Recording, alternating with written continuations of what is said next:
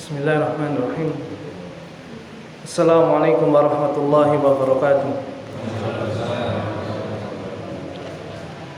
Innal hamdalillah nahmaduhu wa nasta'inuhu wa nastaghfiruh wa na'udzu billahi min shururi anfusina wa min sayyiati a'malina. Man yahdihillahu fala mudilla lahu wa man yudlil fala hadiya lahu. وأشهد أن لا إله إلا الله وحده لا شريك له وأشهد أن محمدا عبده ورسوله صلى الله عليه وعلى آله وصحبه وسلم تسليما كثيرا مزيدا. قال الله تبارك وتعالى يا أيها الذين آمنوا اتقوا الله حق تقاته ولا تموتن إلا وأنتم مسلمون. Amma ba'd. Fa ya ma'asyiral muslimin rahimani wa rahimakumullah.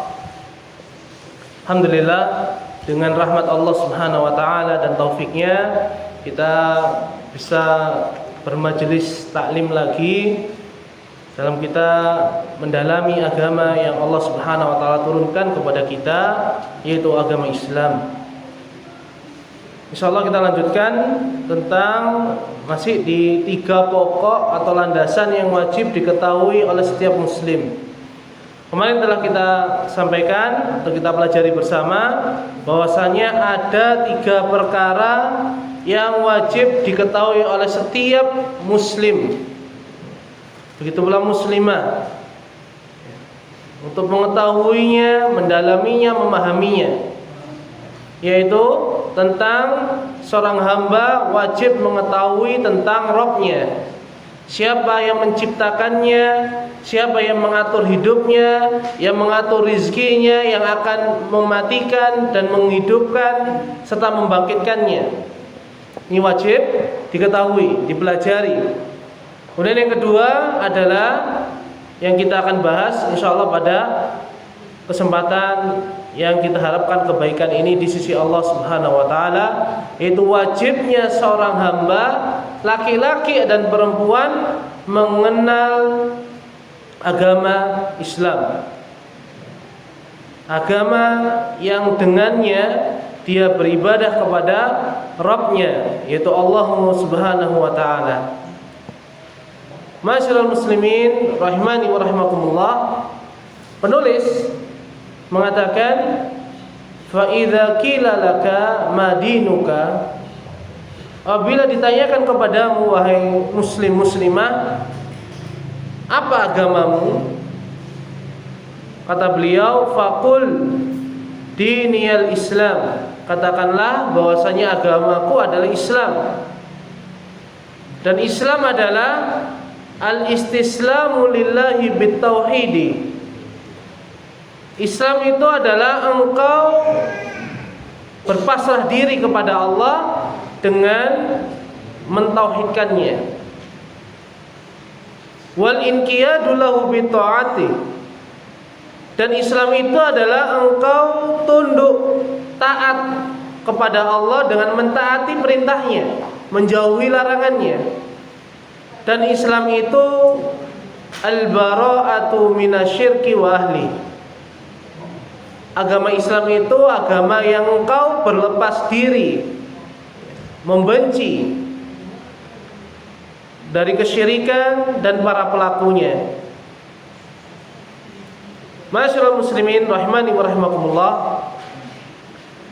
Di sini penulis rahimahullah menyampaikan poin yang kedua yang wajib kita ketahui, yaitu tentang dengan agama apa kita menjalankan hikmah penciptaan kita. Kita telah mengetahui bahwasanya kita hadir, arti hadirnya kita di sini, arti hidupnya kita di dunia ini adalah tidak lain, tidak bukan untuk beribadah hanya kepada Allah. Maka soal yang kedua ini, dengan apa engkau beribadah kepada Allah? Agama apa yang dengannya kita beribadah menyembah Allah Subhanahu wa taala? Maka Allah Subhanahu wa taala hanya menginginkan kita beribadah kepada Allah dengan tata cara tuntunan agama Islam. Agama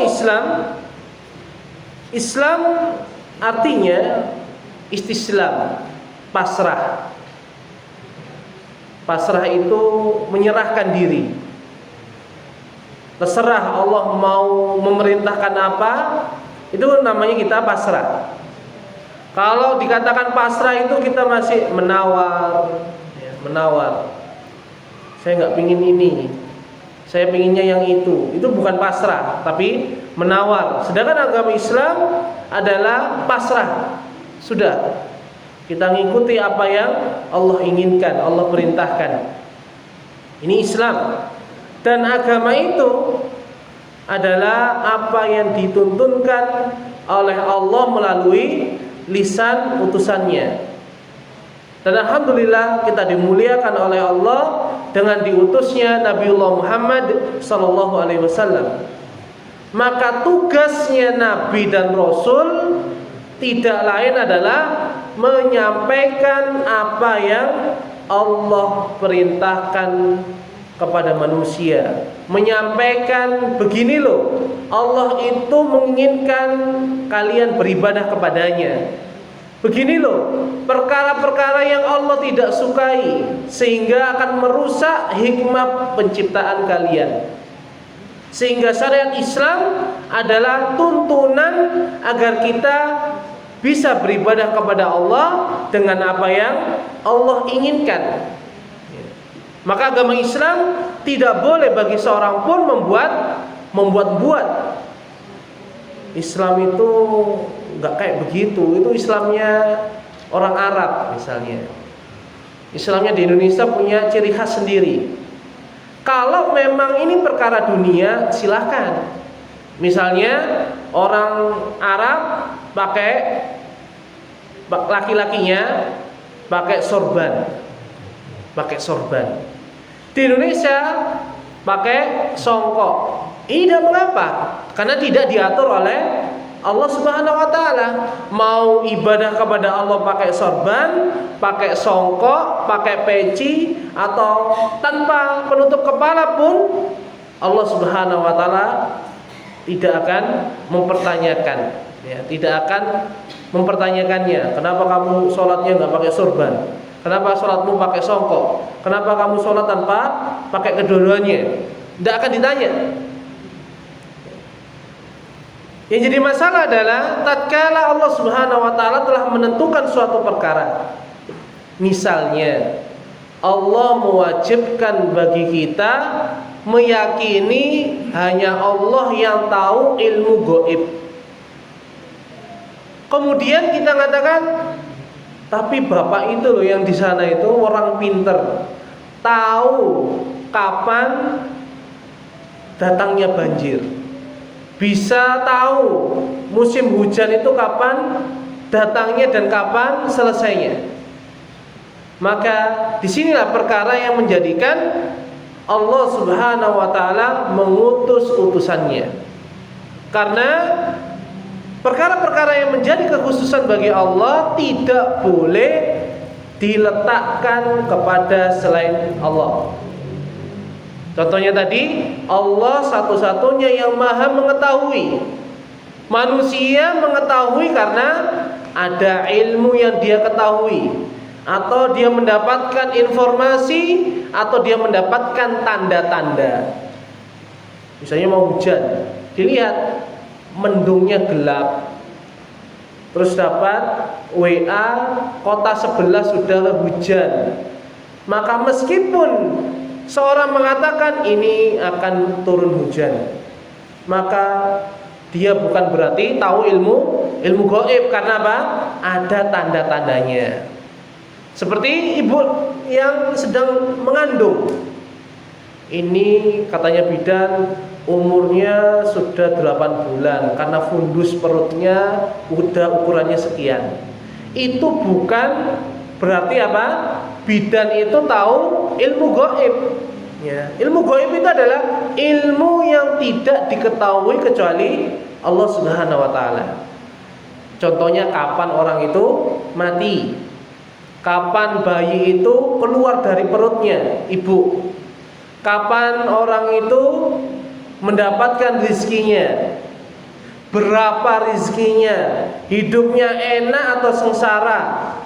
Ini semua adalah perkara gaib. Apalagi kalau mencari barang hilang. Barang hilang. Kita kehilangan barang, itu adalah ujian dari Allah Subhanahu wa taala. Kadang-kadang justru Allah Subhanahu wa taala menjadikan barang kita hilang itu sebagai tanda kasih sayang Allah. Kita ditegur, mungkin kita kurang sedekahnya sehingga diambil barangnya. Tapi ingat, barang kita yang diambil oleh orang itu pasti akan kembali kepada kita. Kalau nggak kembali di dunia, di akhirat kita akan mendapatkan barang kita. Entah bentuknya pahala atau dosa kita diberikan kepada orang yang mengambil harta kita. Ini. Adapun datang ke orang pinter, kalau di Sidoarjo orang pinter namanya. Kalau di sini apa namanya? Dukun ya. Kalau dukun sudah umum ya. Kalau di Sidoarjo itu orang pinter. Ya.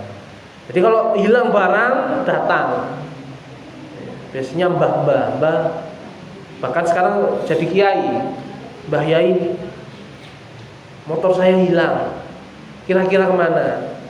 Ya, biasanya dijawab, sampean lahirnya tanggal piro? Jenenge ibu sampean sinten? Ditanyain seperti itu. Kemudian dikasih tahu. Ya. Dikasih tahu kemungkinan bisa salah, bisa benar. Pokoknya motor sampean itu dibawa orang laki-laki rambutnya gondrong ke arah sini. Maka kemungkinannya ada 3. Orang kayak begini ada 3. 1, dia ngarang, ngapusi kalau bahasa Sidoarjonya itu, bohong, ya, berbohong.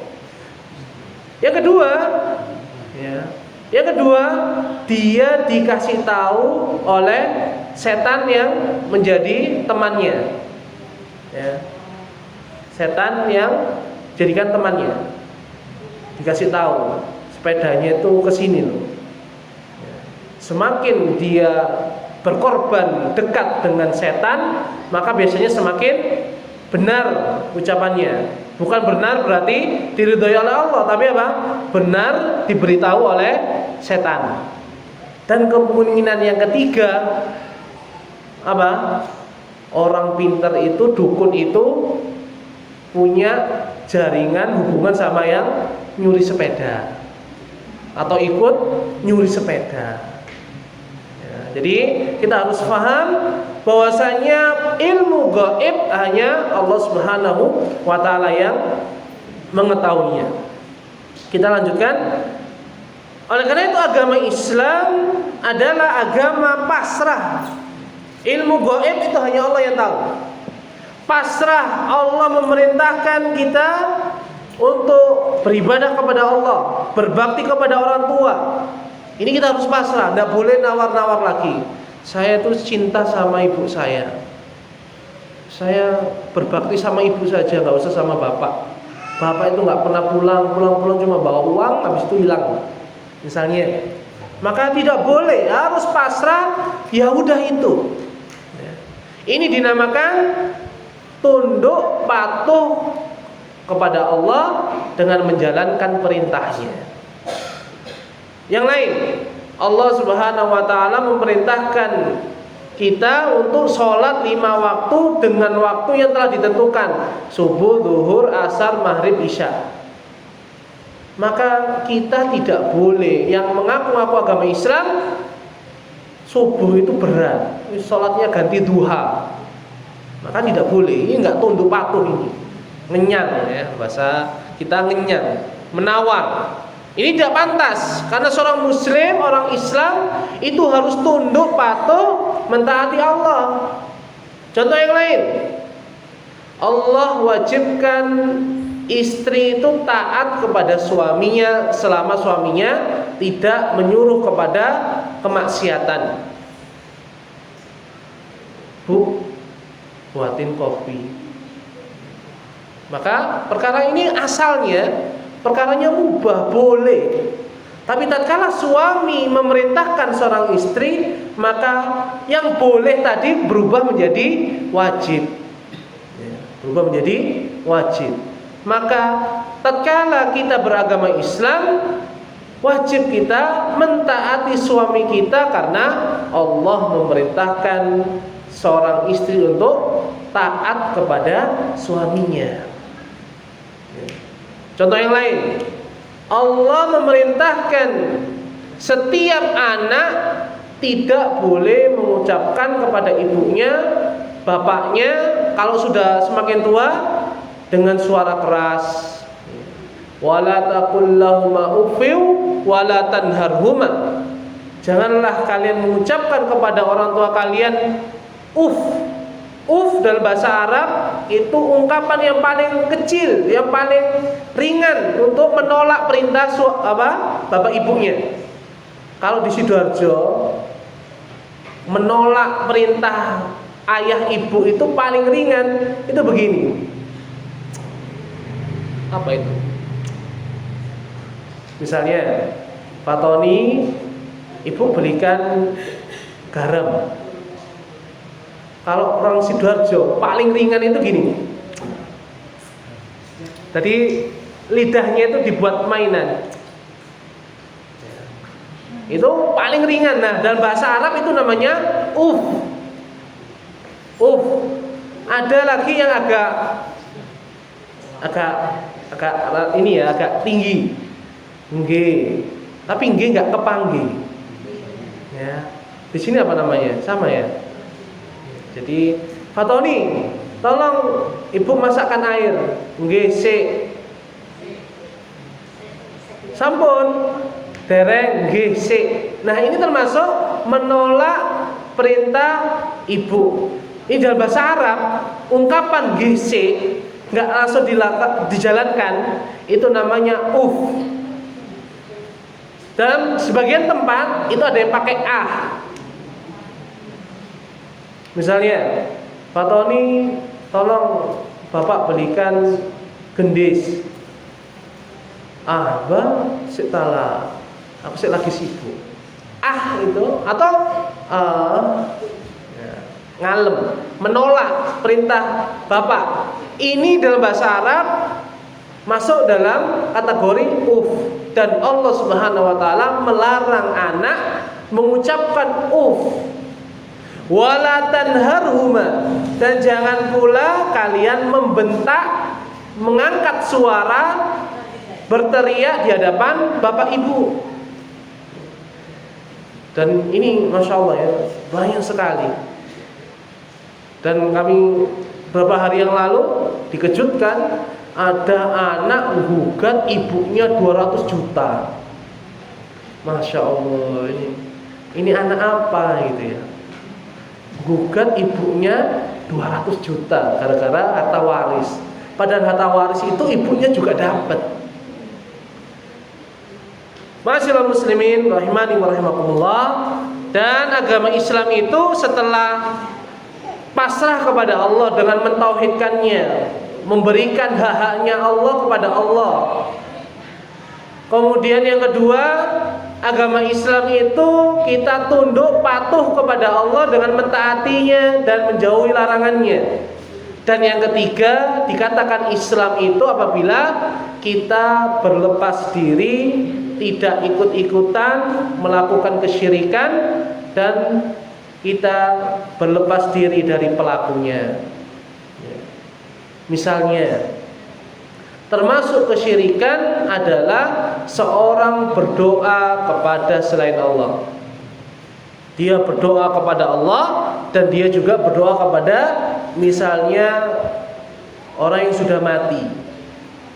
Seperti kisahnya kaum Nabi Nuh alaihissalam. Mereka berdoa kepada Allah dan juga berdoa kepada patung-patung yang dulunya itu adalah orang soleh, yang mereka diperintahkan oleh setan untuk membuat patung dan diberi nama seperti orang soleh tersebut. Dalam surat Nuh dijelaskan oleh Allah, Wa qalu la tadharunna alihatakum wa la tadharunna wadda wa la suwa'a wa la yaghusa wa ya'uqa wa nasra. Janganlah kalian meninggalkan beribadah kepada sesembahan-sesembahan kalian, kata kaumnya Nabi Nuh tatkala Nabi Nuh memerintahkan mereka bertobat kepada Allah dan beribadah berdoa kepadanya saja. Maka kaumnya Nabi Nuh membalas, hei kaumnya Nabi Nuh, ini ucapannya kaum Nabi Nuh, membalas dakwanya Nabi Nuh. Janganlah kalian itu meninggalkan beribadah kepada sesembahan-sembahan kalian, sudah lanjutkan saja. Jangan pula ditinggalkan kalian menyembah Wad, Suwa, Yahus, Ya'uq, Nasr. 5 orang ini adalah 5 orang solih yang dulunya hidup sangat bertauhid, beriman, beramal soleh. Ketika meninggal dunia, orang-orang pada sedih. Sehingga setan datang, iblis datang, menyuruh mereka untuk membuat patung. Nah, patung ini diberi nama seperti orang soleh itu. Maka tatkala mereka malas ibadah, mereka datang kepada patung itu mengingat kesolihan orang-orang yang sudah mati. Maka mereka pun beribadah kepada Allah dengan semangat. Nah, tatkala Allah wafatkan mereka yang buat patung itu, anak-anaknya tidak tahu kenapa patung itu dibuat. Sehingga iblis datang lagi kepada anak-anaknya yang buat patung, dikasih tahu, dulu bapak-bapakmu buat patung itu supaya mereka berdoa kepada Allah melalui patung tersebut. Karena patung ini orang solih. Nah, kalian itu nggak solih, mau ketemu sama Allah, berdoa kepada Allah, karena nggak solih, nggak akan dikabulkan oleh Allah. Jadi kalau kamu mau dikabulkan, lewatlah doanya orang solih. Nah, kepada mereka inilah kesyirikan muncul dan Nabi Nuh diutus untuk mendakwahi mereka. Maka agama Islam itu adalah agama yang berlepas diri dari perbuatan semisal ini. Berdoa kepada Allah melalui orang yang sudah mati. Kalau melalui orang yang masih hidup boleh. Misalnya kita mengatakan kepada ibu kita, Bu, tolong doakan, saya mau kerja biar diberi rezeki yang cukup. Boleh. Tidak mengapa. Atau kita datang kepada guru kita, Pak, doakan saya Pak, saya mau daftar akmil misalnya. Atau kita datang kepada seorang ustadz di TPQ misalnya, Pak Yai, tolong doakan saya mau merantau ke Jakarta, cari pekerjaan misalnya. Boleh. Yang jadi masalah adalah kita berdoa kepada orang yang sudah mati. Ini nanti kita bahas lebih detailnya tentang apa hukum tentang seputar berdoa. Sabar dulu. Ma'asyiral muslimin rahimani wa rahimakumullah. Maka agama Islam mengharuskan kita 3 ini. Pertama, kita pasrah kepada Allah dengan mentauhidkannya, yaitu memenuhi hak-hak Allah. Kemudian yang kedua, tunduk patuh dengan mentaati Allah dan meninggalkan larangannya. Dan yang ketiga adalah kita berlepas diri, tidak ikut-ikutan, bahkan harus membenci kesyirikan dan pelakunya.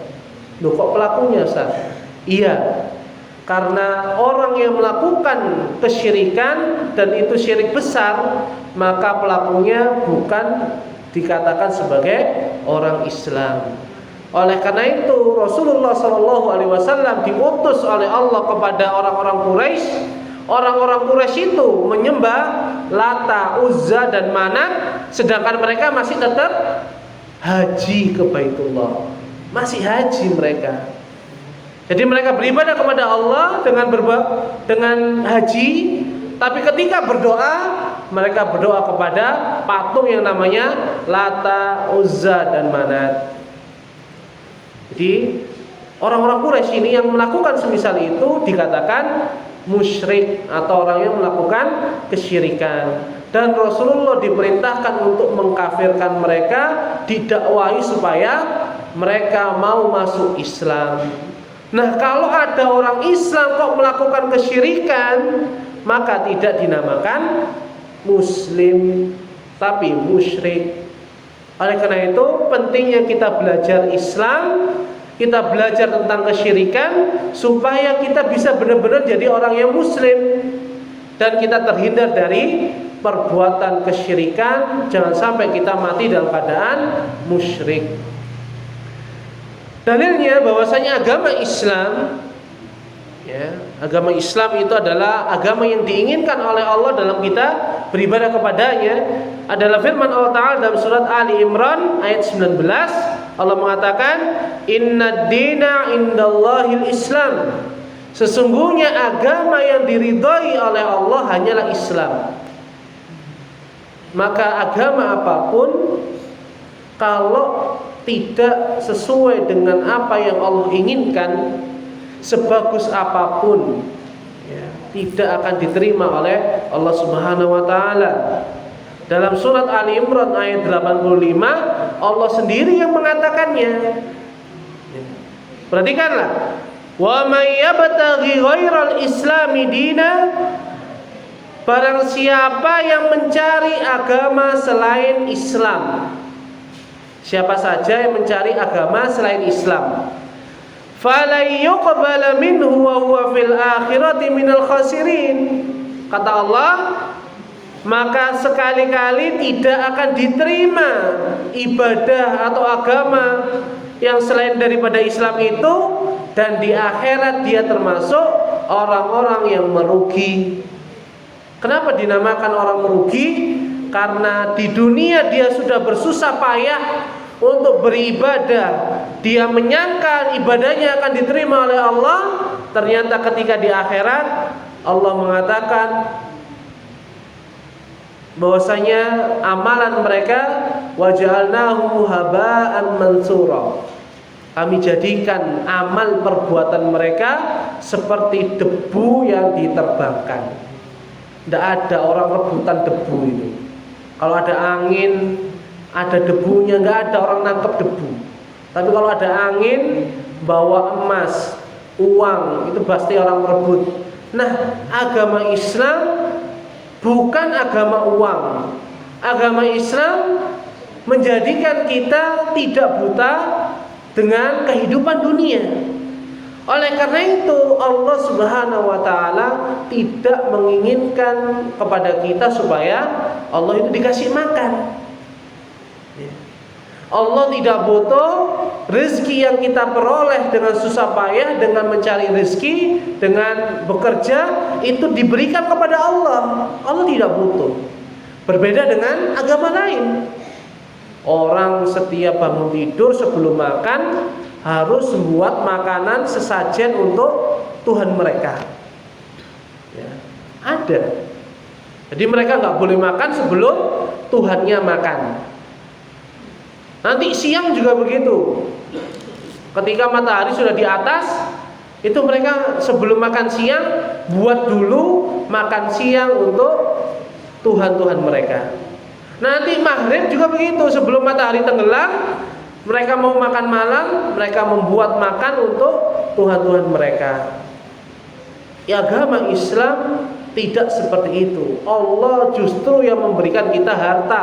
Untuk apa? Untuk kita bisa beribadah kepada Allah, dan Allah akan mengganti harta yang Allah berikan kepada kita dengan pahala, dengan rizki yang ditambahkan olehnya. Ini perbedaan kita dengan orang-orang musyrikin. Dan di ayat ini, di surat Ali Imran, Allah Subhanahu wa Ta'ala tidak menerima kita beribadah kepada Allah dengan tata cara selain daripada agama Islam. Ma'asyiral muslimin rahimani wa rahimakumullah. Sedangkan agama Islam itu ada 3 tingkatan. Ada 3 tingkatan. Yang pertama tingkatannya namanya Islam. Yang kedua namanya iman. Dan yang ketiga namanya ihsan. Rasulullah SAW pernah didatangi Jibril alaihissalam. Jibril ini malaikat yang paling mulia. Dan saat itu Jibril datang kepada Nabi SAW. Dan ada sahabat yang sangat banyak dengan menyerupai manusia. Ini keistimewaannya malaikat. Allah izinkan mereka bisa menyamar, berubah menjadi seperti kita.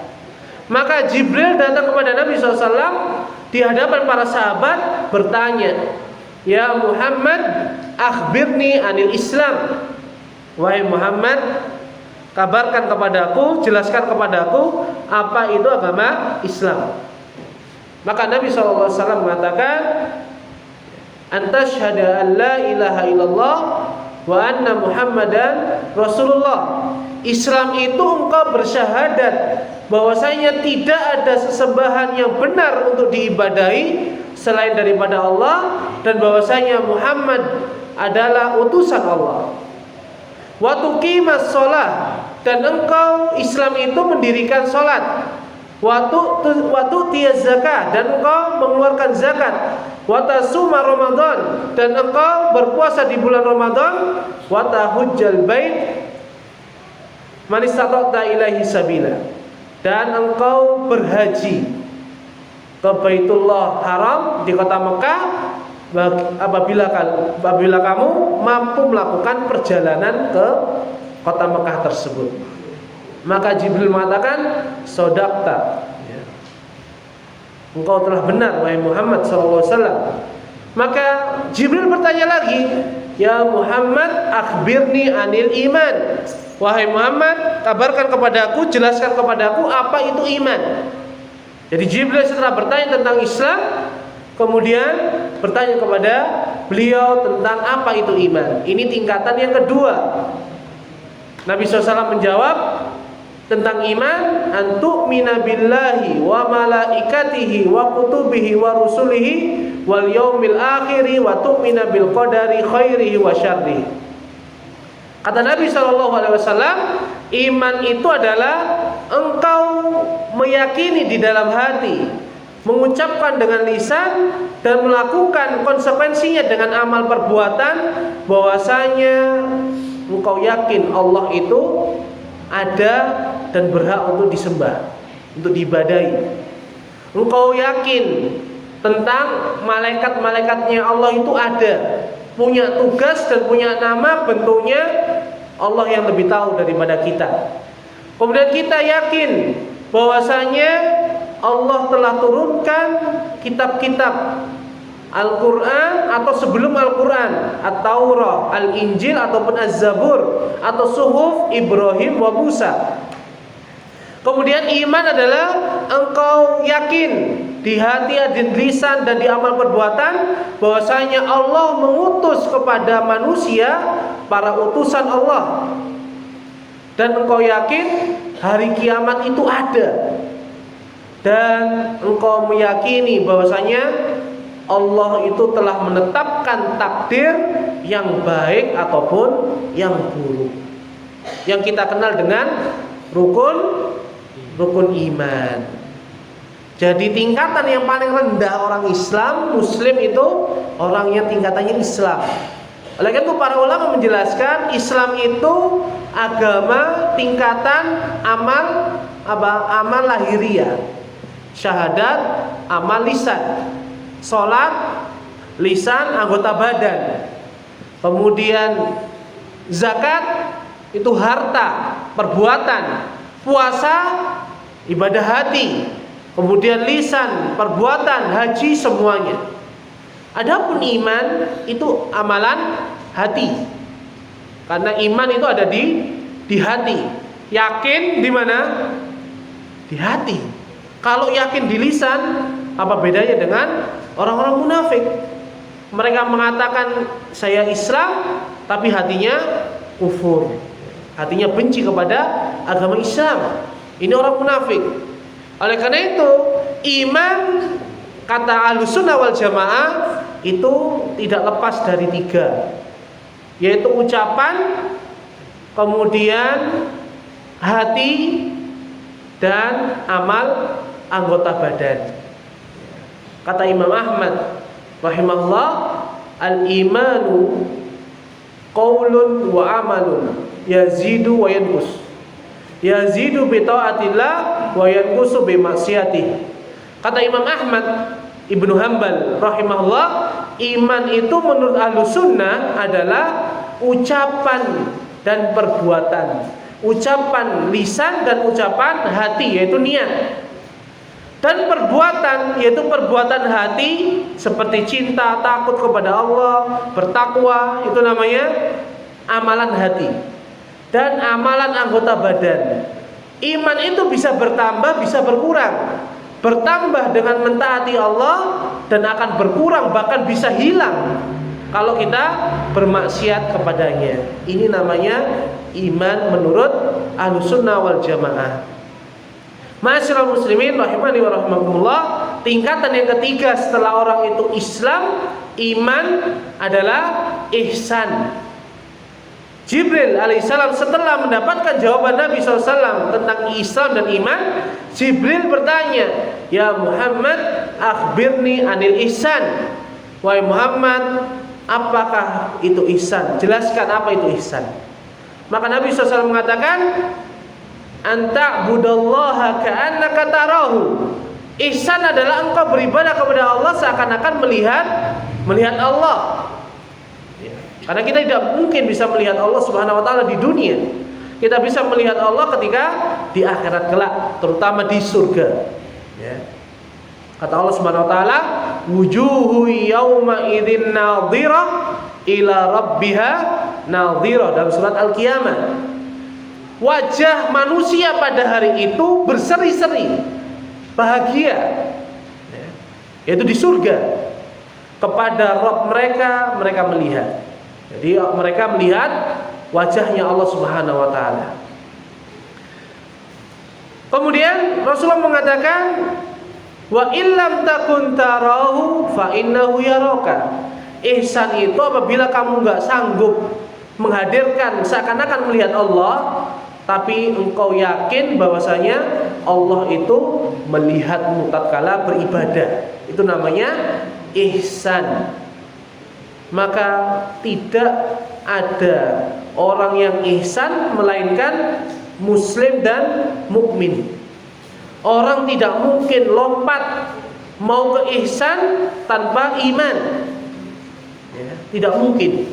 Oleh karena itu, apabila kita ingin menjadi orang yang ihsan atau orang yang iman, harus kita muslim terlebih dahulu.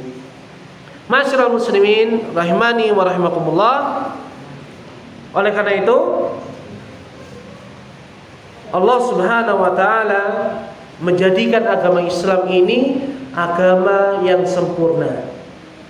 Agama yang bisa diterapkan di semua tempat.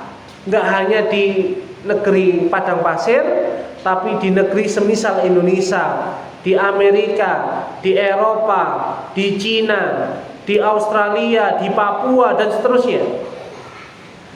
Kapanpun, entah itu dekat dengan zamannya Nabi SAW atau zaman sekarang, dan Islam itu Allah jadikan relevan, cocok, pantas masih dipakai di kaum manapun. Sholat dari dulu, sholat itu sama, 5 kali dalam sehari yang wajib. Tata caranya sama. Kemudian rokaatnya jumlahnya sama, bacaannya sama, gerakannya sama. Itulah agama Islam. Nah, kalau ada tiba-tiba orang muslim ngaku-ngaku Islam kok membuat agama sendiri, terus dibilang ini agama Islam yang benar, maka hendaknya kita segera lari dari orang semisal itu. Karena Allah sudah mengatakan, "Wa may yabtaghi ghairal islami dina fala yuqbala minhu wa huwa fil akhirati minal khasirin." Barang siapa yang mencari agama selain daripada Islam, meskipun diembel-embeli, dikasih stiker Islam, maka Allah tidak akan menerima ibadah agama selain daripada Islam itu, dan di akhirat dia pasti menjadi orang yang merugi. Dan Allah Subhanahu wa taala telah mengatakan tentang agama Islam, "Al-yauma akmaltu lakum dinakum wa atmamtu 'alaikum ni'mati wa raditu lakumul Islam madina." Allah Subhanahu wa taala mengatakan, menurunkan ayat dalam surah Al-Maidah ayat 3 ini di haji wada, haji perpisahan Nabi sallallahu alaihi wasallam yang 4 bulan setelahnya beliau wafat. Allah mengatakan pada hari ini, yaitu pada hari Arafah tanggal 9 Zulhijjah, aku sempurnakan untukmu wahai Muhammad dan kepada kalian wahai manusia, bahwasanya sempurna apanya, yaitu agama Islam itu. Dan aku telah cukupi nikmatku dengan agama Islam itu untuk kalian, dan aku ridhoi Islam sebagai agama bagi kalian. Ini loh pentingnya kita belajar agama Islam, biar kita itu yakin mantap bahwasanya dengan menjalankan agama Islam, Allah akan menerima agama kita, Allah akan menerima ibadah kita, dan Allah akan membalas ibadah kita.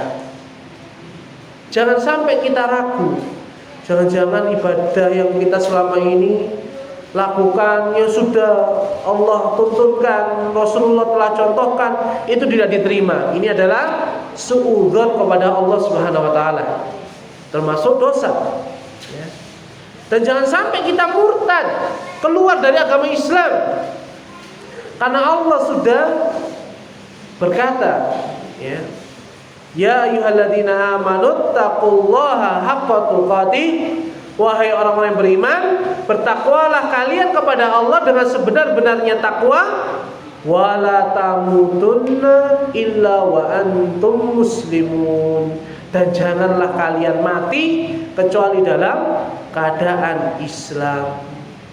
Ini pentingnya kita mempelajari Islam, semakin yakin kita dengan apa yang Allah Subhanahu wa taala turunkan, apa yang Nabi Muhammad SAW sampaikan kepada kita, sehingga kita bisa istiqomah sampai pun kematian menjemput kita meninggalkan dunia ini. Masyaallah muslimin rahimani wa rahimakumullah. Mungkin ini dulu yang dapat kami sampaikan, yang dapat kita pelajari di kesempatan yang kita harapkan kebaikannya di sisi Allah Subhanahu wa taala. Mungkin ada yang mau ditanyakan dari apa yang kami sampaikan. Monggo. Ada pertanyaan tentang agama Islam? Jadi kalau ditanya agama Islam itu apa sih Pak, Bu, Mas, Mbak, agama Islam itu apa? Maka dijawab, agama Islam itu adalah pasrah kepada Allah dengan mentauhidkannya, kemudian tunduk patuh mentaati Allah, dan berlepas diri dari kesyirikan dan pelakunya. Agama Islam itu agamanya semua nabi dan semua rasul sama, cuma syariatnya berbeda-beda. Nabi SAW mengatakan tentang agamanya para nabi, al-anbiya'u ikhwatu alatin, para nabi itu seperti saudara satu bapak, banyak ibunya, ya. Wa ummahatuhum syatta, dan ibunya para nabi itu bermacam-macam, banyak. Wa dinuhum wahid, dan agamanya para nabi itu satu, yaitu Islam tadi itu. Dan tatkala kita mengetahui semua agama Nabi itu sama, boleh nggak kita ngikuti agamanya Nabi Isa? Kan sama-sama Islam. Boleh?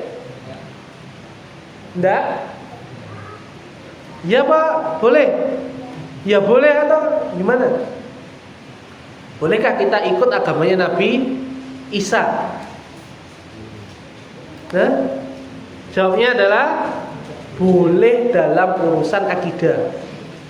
Karena akidahnya sama. Nabi Isa itu menyembah siapa?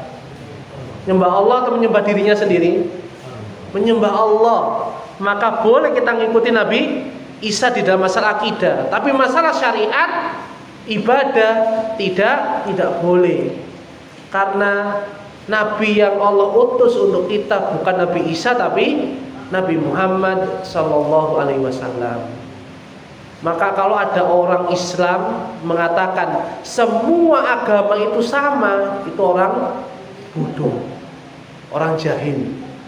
Sama saja mas, agama ini, agama itu, yang penting kepada Allah. Jawabnya orang bodoh, segera lari, kabur, jangan deket-deket. Ya, karena Allah Subhanahu Wa Taala telah menjadikan Nabi yang Allah utus untuk kita, meskipun kita nggak pernah ketemu, adalah Nabi Muhammad Sallallahu Alaihi Wasallam. Dalilnya banyak sekali. Misalnya Allah mengatakan Muhammadur Rasulullah. Muhammad itu utusan Allah. Ustaz, apa hubungannya? Kan cuma utusan Allah, bukan untuk kita. Ya, Allah Subhanahu Wa Taala mengatakan tentang Nabi Muhammad di dalam Al-Quran itu diutus untuk kita semuanya. Wa ma arsalnaka illa rahmatan lil alamin. Tidaklah kami utus engkau wahai Muhammad kecuali sebagai rahmatan lil alamin, sebagai kasih sayang Allah di muka bumi ini kepada alamin. Alamin itu semuanya, entah manusia, entah bangsa jin. Ya. Jadi dua-duanya Allah utus Nabi Muhammad sallallahu alaihi wasallam. Dalil yang lain, kita itu syahadatnya Nabi Isa atau Nabi Muhammad? Nabi Muhammad. Oleh karena itu tidak boleh kita mengucapkan wa asyhadu anna Isa Rasulullah SAW untuk kita masuk Islam, atau ketika azan, ketika kita tasyahud, ya, tidak benar. Tapi kita mengatakan wa asyhadu anna Muhammadan Rasulullah. Dan dalil yang paling jelas adalah hadis Nabi SAW, walladzi nafsu Muhammadin biyadihi, demi jiwanya Muhammad yang ada di tangan Allah, la yasma'u bi ahadun min hadhil umma yahudiyun aw nasraniyun, tidaklah mendengar aku diutus seorang pun dari umat ini, entah itu Yahudi ataupun Nasrani, summa yamutu wa lam yu'min bima ursiltu bi, kemudian dia mati dalam keadaan tidak beriman kepadaku dengan apa yang aku diutus dengannya, illa kana min ashabin nar, kecuali dia pasti termasuk penghuni neraka. Nas'alullah salamah wal afiyah. Ada yang tanya kan? Paham nggih? Di agama Islam kalau jenengan ditangleti, Pak saya mau masuk Islam, Bu saya mau masuk Islam. Tapi Islam itu apa?